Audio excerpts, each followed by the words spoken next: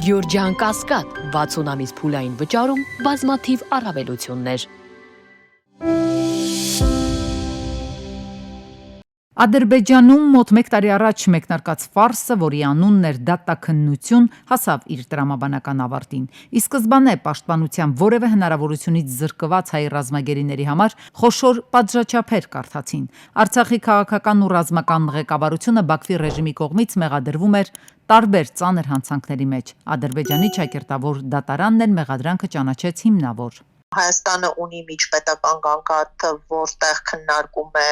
շինծու դատավարությունների խախտումների հարցը, բայց դրանք առնչվել են նախորդող ժամանակահատվածի դատավարություններին։ Ունենք ներպետական քրեադատավարական ընթացակարգեր, որոնք տեղի են ունեցել միջազգային ստանդարտների խախտումներով, եւ այդ հարցերը կարելի է բարձրաձայնել միջազգային դատականատյաներով։ Արցախի հանրապետության նախկին նախագահներ Արկադի Ղուկասյանն ու Բակո Սահակյանը դատապարտվեցին 20 տարվա ազատազրկման, իսկ Արայիկ Հարությունյանը, ազգային ժողովի նախագահ Դավիթ Իշխանյանը, արտաքին գործերի նախարար Դավիթ Բաբայանը, Արցախի պաշտպանության բանակի նախկին հրամանատար Լևոն Մնացականյանը եւ նրա տեղակալ Դավիթ Մանուկյանը ցմահ ազատազրկման։ Արկադի Ղուկասյանի եւ Բակո Սահակյանի համար նշանակված պատիժը 20 տարվա ազատազրկումն է։ Դա պայմանավորված է նրանց 65 տարեկանը լրացած լինելու փաստով։ Ադրբեջանի իշխանությունները մեկ այլ գերեվարվածի Մադաթ Բաբայանին դատապարտել են 19 տարվա ազատազրկման։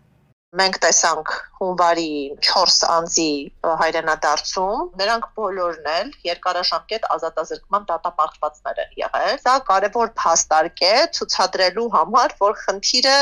եղել է քաղաքական, մնում է քաղաքական։ Այս շակերտավոր դատական վճիռներն Ադրբեջանի իշխանությունների համար մի քանի խնդիր են լուծում։ Առաջինն ունի ներադրբեջանական ներքաղաքական ենթատեքստ՝ մի կողմից խաղաղություն թմբկահարող, մյուս կողմից հայատյացության գիծն առաջ մղող Բաքվի ռեժիմը պետք է կատարեր այս քայլը։ Սա հասարակություն է, որին միավորում է բացառապես ատելությունը հայերի նկատմամբ։ Սա ուղղված էր Ադրբեջանի նաև ազգային մյուս փոքրամասնություններին, հատկապես թալիշներին եւ լեզգիներին, ապագայում նաև հայերիս, որ բոլորի ճակատագիրը ի վերջո այսպիսին է լինելու եւ որևէ մեկը չի կարողանալու այսպես կռվել ադրբեջանական իշխանության դեմ։ Այսինքն լուծել խնդիրը իրենց լեզվով ասենք սեպարատիզմը բացառելու։ Մյուս խնդիրը, որը փորձեց լուծել Ադրբեջանը դատական ֆարսի եւ այսպես կոչված դատավճիռների միջոցով միջազգային հարթակներում սեփական վարկանիշի մակարդակն է։ Ցեղասպանի պիտակից մաքրվելուն են ձգտում ցանկացած գնով։ Հայաստանի, Լեռնային Ղարաբաղի նկատմամբ Ադրբեջանի կողմից իրականացված էթնիկ զտման, ցեղասպանական գործողությունների, մշակութային ցեղասպանության լեգիտիմացումը եւ լեգալացումն է, այսպիսի դատական ֆարսերի միջոցով, որը ուղղված է նաեւ միջազգային հանրությանը ցույց տալու, որ այն գործողությունները, որոնք ադրբեջանական իշխանությունները իրականացրել են, դրանք ունեն այսպես գետնի վրա ամուր հիմք։ Ադրբեջանն իր այսպես կոչված դատական ակտերի հրապարակումից հետո ըստ մասնագետների Բաքվում պահվող գերիներին կդարձնի քաղաքական առևտրի լիարժեք օբյեկտներ։ ԱՄՆ փոխնախագահ Ջեյ Դի Վենսի Հայաստան եւ Ադրբեջան սպասվող մոտակա այցի ֆոնին այս հեռանկարն առավել հավանական է դառնում։ Ամենայն հավանականությամբ Բաքվի ռեժիմը գերիների վերադարձի դիմաց կփորձի հայկական կողմից որևէ ծանրակշիռ զիջում կորզել։ Երևանն ու Մոսկվան վեր են հանում միմյանց միջև առկա կնճռոտ հարցերը։ Նախ Հայաստանը պետք է կողմնորոշվի, ցանկանում է կապերն ավելի ամրապնդել եւ շարունակել Ռուսաստանի թե Եվրամիության հետ։ Ալեն Սիմոնյան, Սերգեյ Լավրով տետատետի առանցքային հարցերից մեկն է։ Հայաստանում շատ լավ հասկանում են, ինչ է սրա հետևում կանգնած, երբ Եվրամիությունը բացահայտ պատերազմ է հայտարարել Ռուսաստանին եւ նպատակ է դրել ռազմավարական պարտության հասցնել Ռուսաստանի Դաշնությանը։ Ռուսաստանը գիտի Մոսկվայի հետ կապերը պահպանելու Հայաստանի պատրաստակամության մասին, սակայն դա Եվրամիությունում ոչ բոլորի սրտով է։ Ռուսաստանի Դաշնության արտաքին գործերի նախարարի ձևակերպմամբ Հայաստանի Եվրամիության անդամակցությունն անհամատեղելի է ԵԱՏՄ-ի հետ, սակայն ըստ Լավրովի Ռուսաստանը կհարգի Հայաստանի ընտրությունը։ Հայաստանի ազգային ժողովի նախագահն էլ, թե Հայաստանը չի պատրաստվում որևէ քայլ ձեռնարկել Ռուսաստանի դեմ։ Ինչ վերաբերում է ԵԱՏՄ-ին, մենք չենք կարծում, որ պետք է այնտեղից դուրս գանք։ Հայաստանը շահագրգռված է Ռուսաստանի հետ կապերով եւ Հայաստանում այլընկալում չկա։ Ես չեմ ուզում, որ այստեղ Ռուսաստանում տպավորություն ստեղծվի, թե Հայաստանը փորձում է ինչ-որ բան անել, ընդդեմ Ռուսաստանի Դաշնության բարեկամական դաշնակից պետության, չնայած այն հանգամանքին, որ կան հարցեր, որոնք պետք է քննարկվեն։ Հայաստանում գոյություն չունի մեզ հետ կամ մեր դեմ ընկալումը։ Մենք համարում ենք, որ դա սխալ է։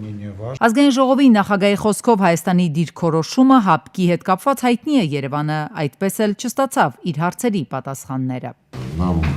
Немножко странно слышать. Ռուսաստանի համար տարօրինակ է լսել հայտարարություններ, թե Հայաստանին ինչ-որ վտանգ է սպառնում հյուսիսից։ Հատկապես խոսվում է ՀԱՊԿ-ի հետ կապված սպառնալիքների մասին։ Այս համատեքստում նաև փորձ է արվում կասկածի տակ դնել մեր համատեղ պատմությունը, հայրենական մեծ պատերազմը։ Включая Великую Отечественную войну. Քաղաքագետների, տնտեսագետների գնահատականներով Հայաստանի տնտեսությունը զարգանում է Ռուսաստանի շնորհիվ ԵԱՏՄ-ի շրջանակներում։ Ռուսաստանի Դաշնությունում շատ լավ հասկանում են, որ Հայաստանը շարունակելով օգուտ ստանալ Ռուսաստանից ձգտում է դեպի Եվրամիություն։ Այս պահին արդեն քանի անգամ Հայաստանից զգուշացնում են, որ պետք չի տենց անել, եթե գնում եք այն կողմ, ապա այդ ամենը, ինչից որ դուք օգտվում եք այսօր եւ պատրաստվում եք օգտվել դեռ տարիներ շարունակ, մինչեւ որ եթե ձեր մոտ դա հաջողվի մտնեք Եվրոպական միություն, դա այդպես չի ստացվելու։ Միաժամանակ լինել այդ երկուսի անդամ երևի իրականում անհնարին կլիներ, բայց դա գուցե կարելի էր քննարկել, եթե չլիներ քաղաքական հակամարտություն Եվրոմիության եւ Ռուսաստանի միջեւ։ Բայց այդ հակամարտությունը կա եւ Հայաստանի գործող իշխանությունը Եվրոպան։ Ըստ քաղաքագետի Հայաստանը կզրկվի ԵԱՏՄ կազմում լինելուց եւ Եվրամիությունից էլ ոչ մի արդյունք չի ստանա, քանի որ Եվրամիության անդամ դառնալու համար երկար ճանապարհ է պետք։ Այս շրջանում ինչ խոսք մինչեւ Հայաստանի խորհրդարանական ընտրությունները Եվրամիությունը կարող է վարկեր, գրանտներ տրամադրել Հայաստանին։ Գլխավոր հարցն այն է, հետագայում Հայաստանը կարող է դառնալ այդ կառույցի անդամ, թե ոչ։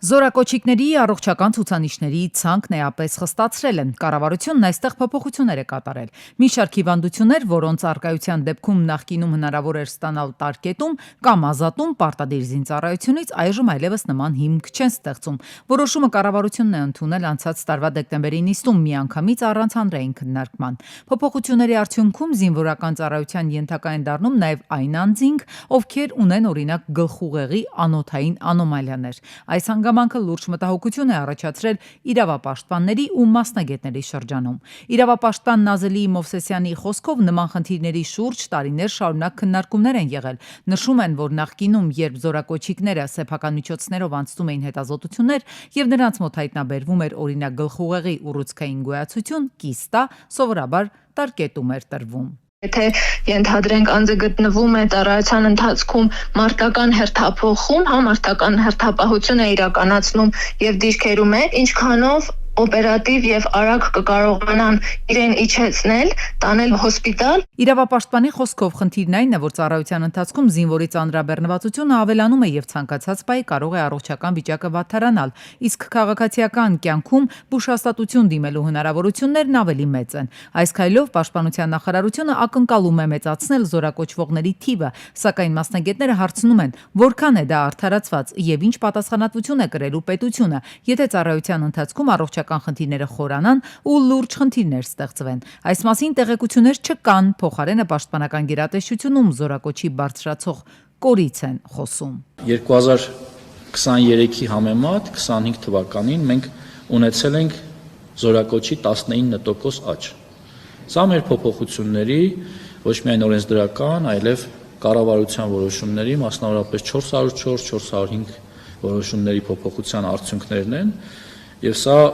համարում եմ էական հաջողություն։ Մասնագետները սակայն չեն համաձայնում, հարցնում են, ինչ էական հաջողության մասին է խոսքը, երբ առողջական լուրջ խնդիր ունեցող տղան կարող է հայտնվել բանակում։ Արդյունքում վստահաբար ազդում է մարդնակության վրա, ավելին մարտական հերթապահություն իրականացնող անձնակազմի մեջ եթե ներգրավում են նման մարդիկ, դա ինքնին արդեն այն մարտական խնդիրը, որ դրված է խմբի կամ մարտական հենակետի վրա, վտանգված է ամբողջովին լիարժեք տալու համար։ Մասնագետները նաև ուշադրություն են հրավիրում բժշկական հանձնաժողովների աշխատանքի վրա, ասում են բազմաթիվ բողոքներ կան կապված հիվանդությունների ոչ ամբողջական կամ օբյեկտիվ գնահատման հետ։ Որոշ դեպքերում զորակոչիկները միայն սեփական նախաձեռնությամբ եւ ֆինանսական միջոցներով կատարված հետազոտությունների արդյունքում են կարողանում ապացուցել, որ իրենց առողջական վիճակը ավելի լուրջ է, քան ներկայացված է պաշտոնական փաստաթղթում։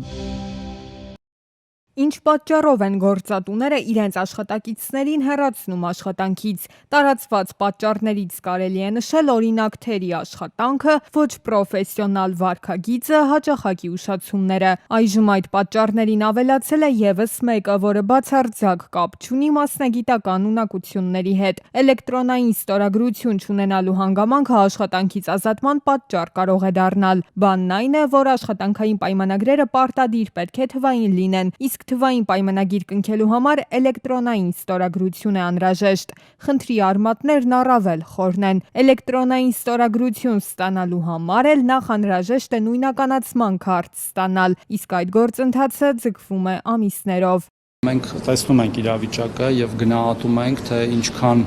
սուր է այն եւ համապատասխան լուծումներ ենք հիմա մշակում, մոտ օրերս ավելի վերջնական կասենք։ Ներկայում ներդրվում է նոր նույնականացման քարտերի եւ անձնագրերի համակարգ։ Այս պարագայում էլ խնդիր է առաջանում արդեն գործող ID քարտերի եւ նոր թողարկվող քարտերի բալանսի միջև։ Նույնիսկ հիմա օրինակ օր ու գիշեր աշխատեն այդ սարքերը, թեև իրենք սահմանափակ թողունակություն ունեն,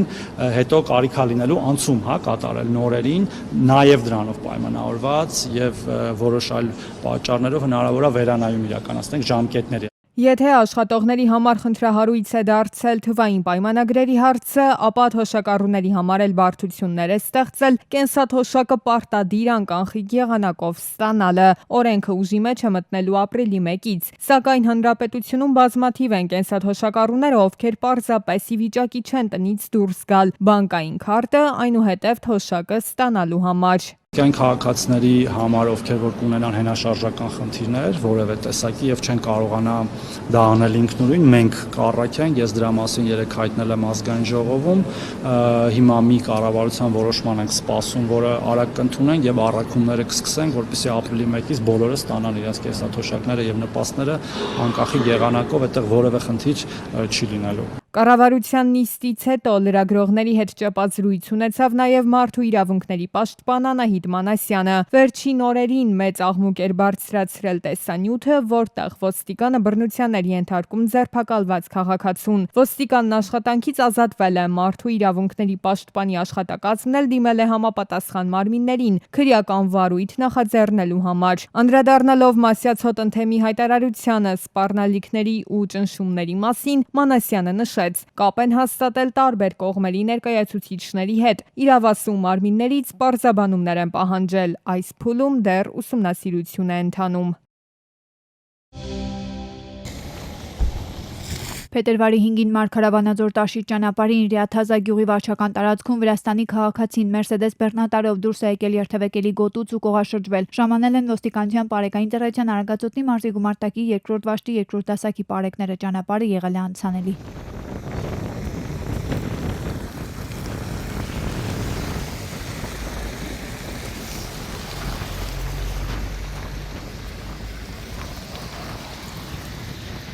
Ըստ նախնական տեղեկությունների բարեբախտաբար դժվարներ չկան։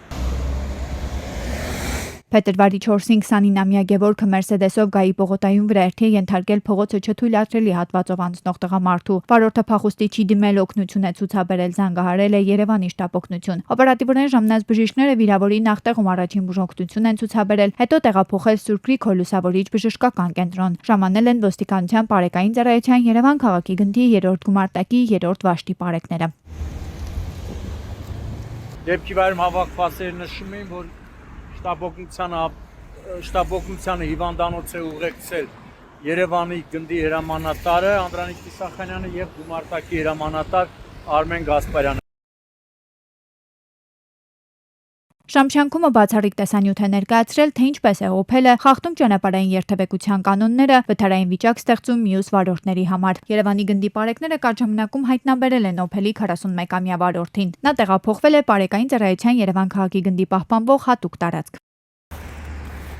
Եվ Կոտայքի մարզում Երևան-Սևան ճանապարհին Չայնիի ոլորաններում գտնվող արձագան քանդակի մոտ կոտրել են հատուկ տեղադրված արտաքին լուսավորման LED լույսերը, եղևնիները, արձանի պատվանդանի բազալտե եզրաքարի մի հատված, իսկ տարածքն էլ ամբողջությամբ վերածվել է աղբանոցի։ Մինչդեռ արձանի տարածքը որոշ ժամանակ առաջ կառավարության ֆինանսավորման բարեկարգվել էր, տեղադրվել էին LED լույսերը։ Կոտրել են լույսերը տարածքում ի դեպ ճիշտ է, հիմա սառած է, բայց տեսնում եք, եղևնիները տնկված եղել, հիմա այդ եղևնիներն էլ չկան, մի քանի եղևնի ամբողջությամբ կոտրված է, աղբամանները լցված է, արդեն սալիկնել են վնասել, տեսնում եք, սալիկնել են վնասել,